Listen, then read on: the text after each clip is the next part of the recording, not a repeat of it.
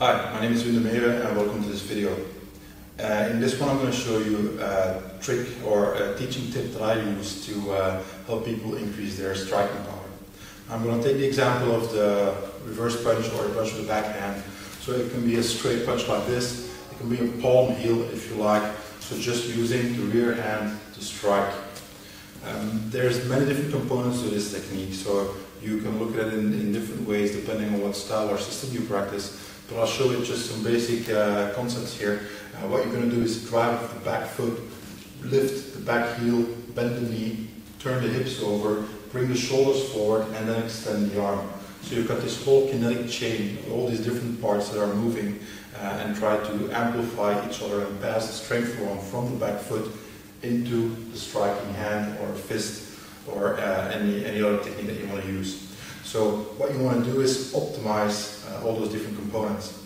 Now what often happens when you train is that you get so wrapped up in lots of different things, especially if you do hardcore training or you do scenario training, you get wrapped up in the adrenal stress and all the other things, that sometimes the technique starts to suffer. So instead of doing proper technique as it should be, you start developing these little bad habits, these little parasite movements that basically rob you of power. One way of improving your punching power, your striking power, is by eliminating those techniques again, those little things that rob the power. So you want to get rid of those parasites, and this is one way of doing it, by using the elastic bands. So you can get elastic bands real cheap, you don't have to spend a lot of money on that. You can buy them second hand, doesn't matter. You can use a piece of bungee cord if you like. But I like to use these ones here because it's a comfortable grip. You can attach them like I do here.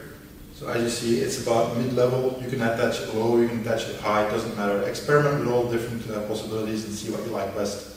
And what you do here is then grab hold of the elastic band here or the bungee cord.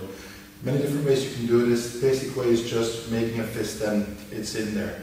But I like to do it a little bit differently. What I like to do is open up my hand here, so I've got an opening in between my ring finger and my middle finger. And then I'm going to put the elastic band in the middle, like this. And then I'm going to close my hand over it. So what happens then when I punch, as you can see here, the tension along the elastic band is along the line that the power should be delivered. So for me it works a little bit better doing it that way. So what you're going to do here is stand in your on guard position here and practice ever so slowly the basic technique from using the backhand and the straight punch or strike. What you want to do is do it slowly so you can experiment and find what is the optimal way to move your arm and your body in that technique. That means that I'm going to go slowly like this, straighten out, and then I'm going to look for all these little tweaks that might rob me of power. I'm going to check which feels best, at which position can I hold the tension here the easiest. If I bend my elbow to the side, like this, I feel that it wants to collapse my arm. So that isn't optimal. So I'm going to bend the elbow a little bit downward and see what happens. Now I'm exaggerating the movement here, but it's these micro movements, it's these small degrees of motion that you make, little changes, and that help you find what the exact right technique is, the exact right way of moving that elbow in each stage of the technique. That's why I do it slowly. So I'm going to do it slowly and see what happens. Okay, this is good. If I do it like this, it's not as good, so I bring it back. I experiment, try the other way, pulling the elbow a little bit to the inside, and it doesn't work. I'm going to bend the wrist a little bit, see what works best. Okay, and you find the different levels of tension, and that way you can tweak your technique until the point that you can just do it with the elastic band here, and then it's just easy for you to hold it.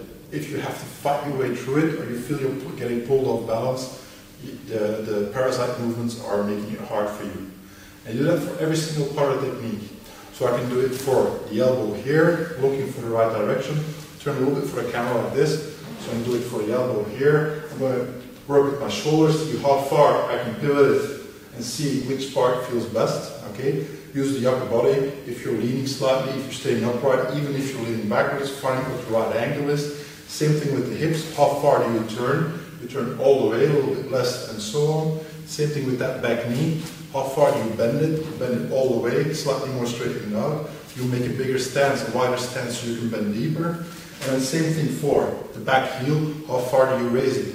you kick all the way flat on the floor. Does that work better than picking the heel up like this? Is this better, or slightly putting the heel down and finding the right angle for the movement? And then you have to bring all those pieces together, see how all these components match, so you can find the perfect part, the perfect way of doing each part of the technique, so everything is aligned correctly. And then basically in the end you're going to get rid of all those parasite movements and have a very pure technique that works real well and has maximum power. And then you're going to bring it all together again and work on those perfect parts and try to get them to work together in motion. So what you did slowly at first, like this, you're going to go a little bit faster and come back. A little bit faster and come back. Okay? And if it goes better, you can speed it up some more.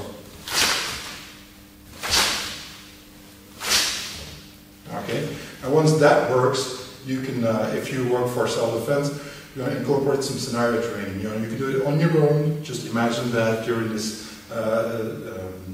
whole scenario where you're getting into an altercation, you can't get away, and this guy is coming at you, and you know you're going to have to fight him. You calm down, sir, I don't want to fight you, sir, please step back. When he makes a move and you hit him, you're still trying to get that good technique as you do that punch.